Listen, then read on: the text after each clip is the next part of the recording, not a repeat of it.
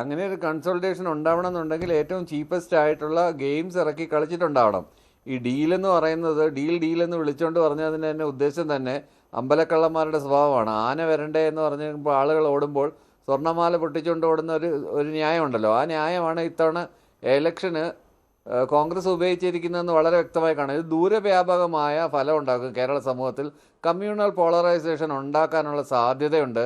അപ്പോഴല്ല ഇതിനെല്ലാം ചെറുക്കാനായിട്ട് ഇടതുപക്ഷ ജനാധിപത്യ മുന്നണി ഇവിടെ തന്നെയാവും. നമ്മളാരും എവിടെയും പോകാനൊന്നും പോകുന്നില്ല. ഇനി ഈ പറയുന്നത് പോലെ ഈ എലക്ഷൻ റിസൾട്ട് നേരെ എതിരാണെങ്കിലും അതിശക്തമായ പ്രതിപക്ഷമായിട്ട് നിന്ന് ഈ ഇത്തരത്തിലുള്ള കാര്യങ്ങളെല്ലാം എതിർക്കാനായിട്ട് ഇവിടെ ഇടതുപക്ഷ ജനാധിപത്യ മുന്നണി മാത്രമേ കാണൂ മഞ്ജുഷേ. അല്ലാതെ ഈ പറഞ്ഞത് കണക്കല്ല ബംഗാളുമായിട്ടോ അല്ലെ ത്രിപുരയായിട്ടോ ഒന്നും കേരളത്തിനെ കമ്പയർ ചെയ്യേണ്ട. ഗ്രാസ് റൂട്ട് ലെവലിൽ പാർട്ടി സംഘടനയുള്ള സ്ഥലമാണ് കേരളം. ആ കേരളത്തിൽ ഇനി പോരാട്ടങ്ങളുടെ നാളുകളാണെങ്കിൽ പോരാടാൻ യാതൊരു മടിയുമില്ല.